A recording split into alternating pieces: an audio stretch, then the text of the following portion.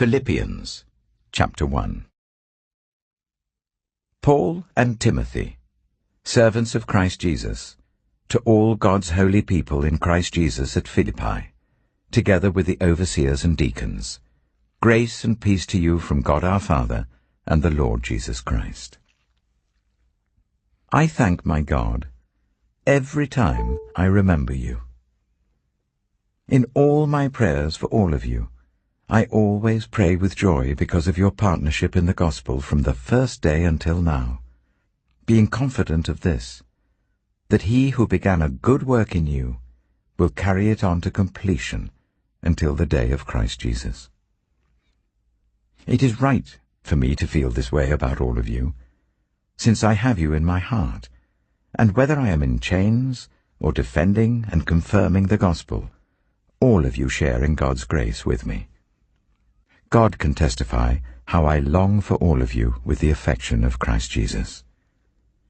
And this is my prayer, that your love may abound more and more in knowledge and depth of insight, so that you may be able to discern what is best, and may be pure and blameless for the day of Christ, filled with the fruit of righteousness that comes through Jesus Christ, to the glory and praise of God.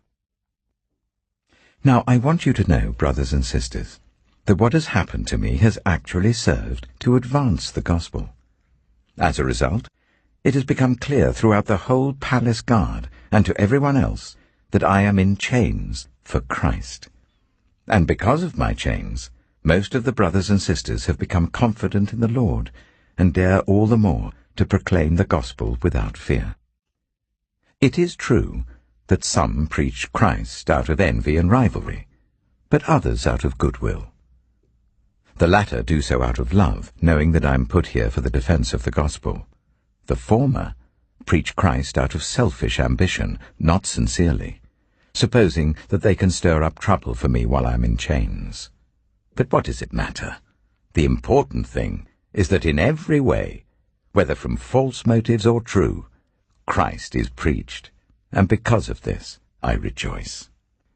Yes, and I will continue to rejoice. For I know that through your prayers and God's provision of the Spirit of Jesus Christ, what has happened to me will turn out for my deliverance.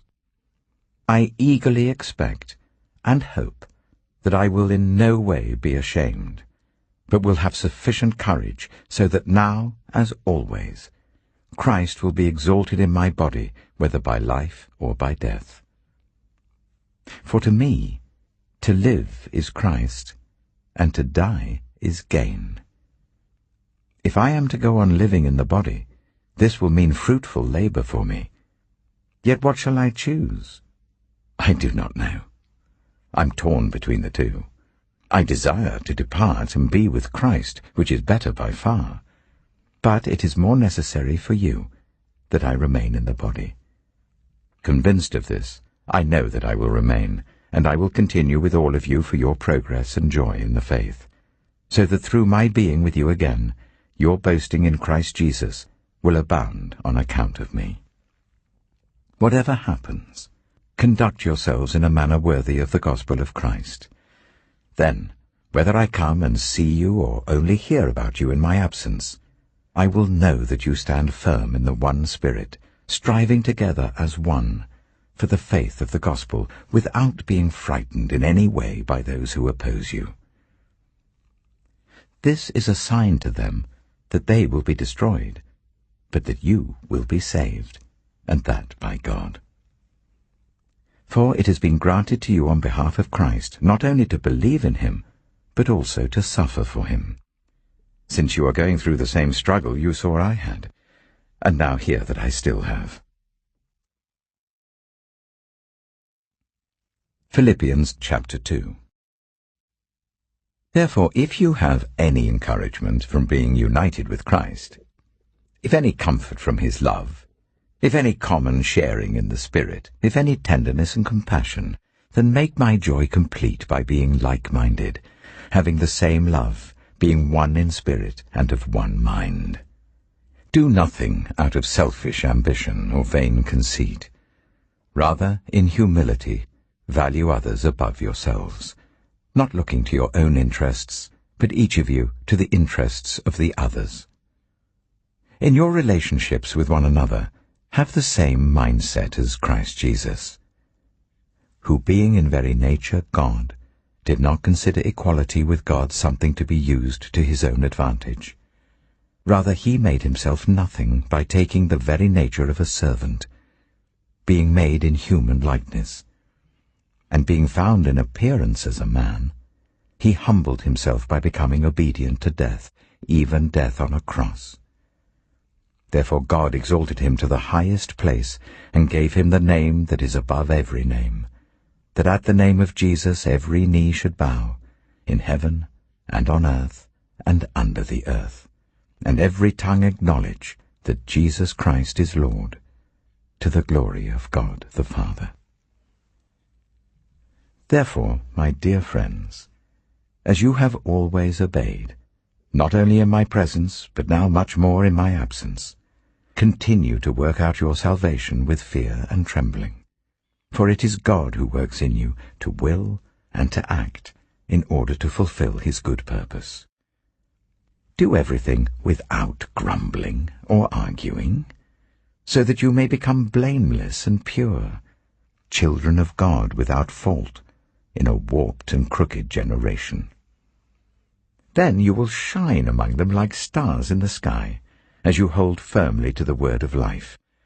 And then I will be able to boast on the day of Christ that I did not run or labor in vain.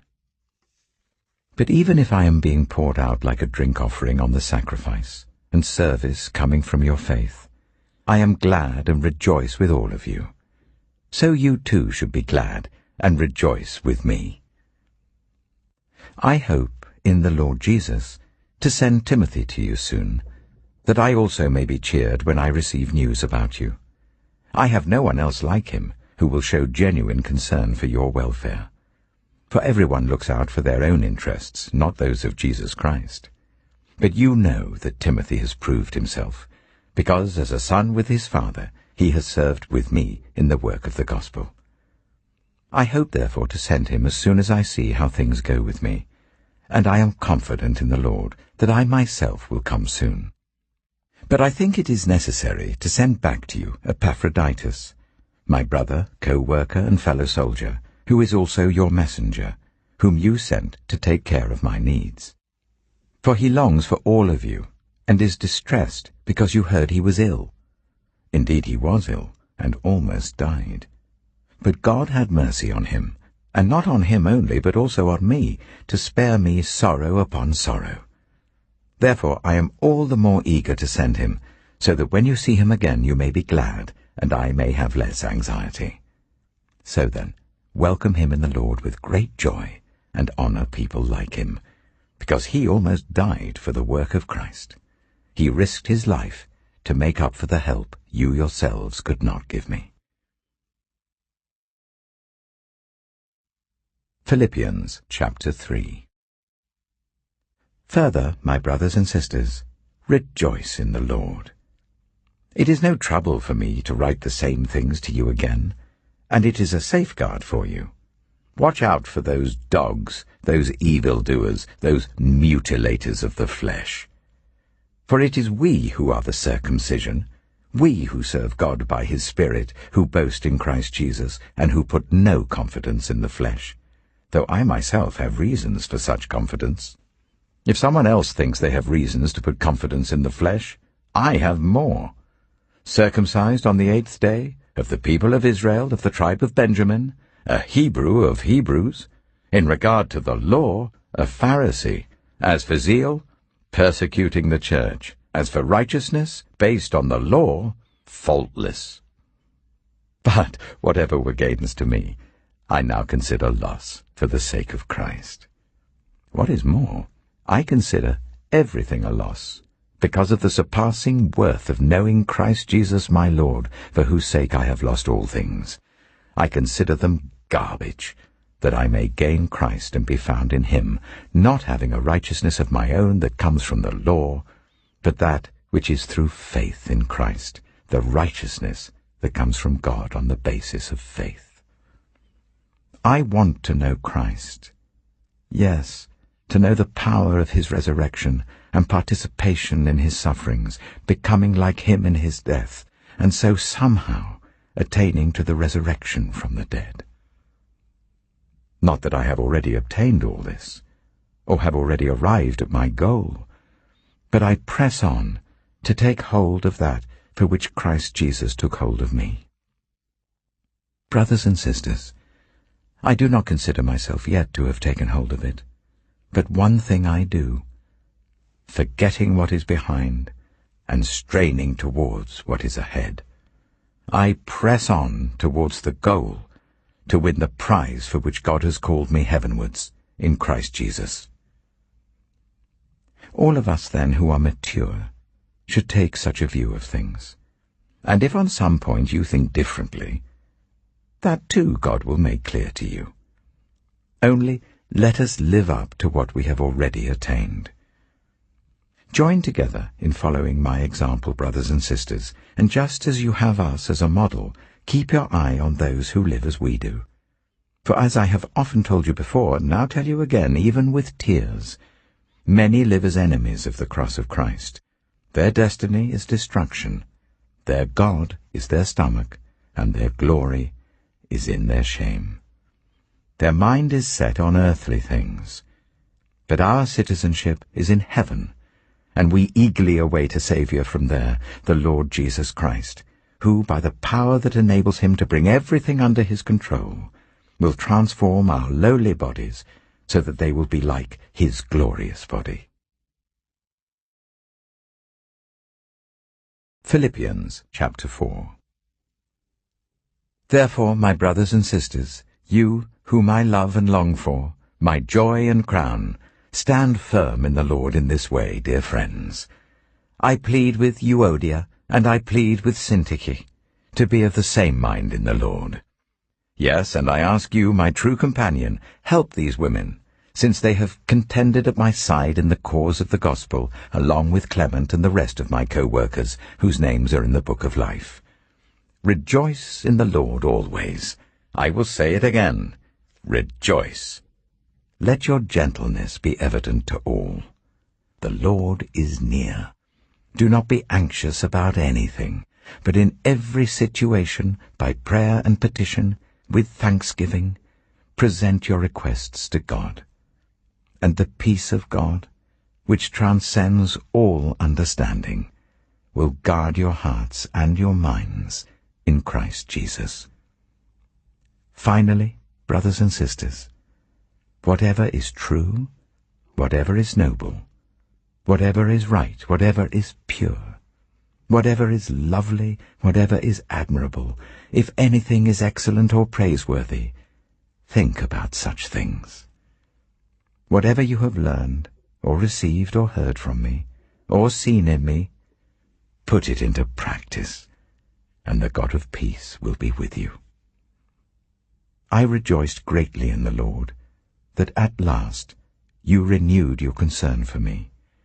Indeed, you were concerned, but you had no opportunity to show it. I'm not saying this because I am in need, for I have learned to be content whatever the circumstances. I know what it is to be in need, and I know what it is to have plenty. I have learned the secret of being content in any and every situation, whether well-fed or hungry, whether living in plenty or in want. I can do all this through him who gives me strength.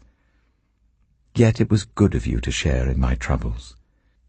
Moreover, as you Philippians know, in the early days of your acquaintance with the gospel, when I set out from Macedonia, not one church shared with me in the matter of giving and receiving, except you only. For even when I was in Thessalonica, you sent me aid more than once when I was in need. Not that I desire your gifts. What I desire is that more be credited to your account. I have received full payment, and have more than enough. I am amply supplied, now that I have received from Epaphroditus the gifts you sent. They are a fragrant offering, an acceptable sacrifice pleasing to God. And my God will meet all your needs according to the riches of his glory in Christ Jesus.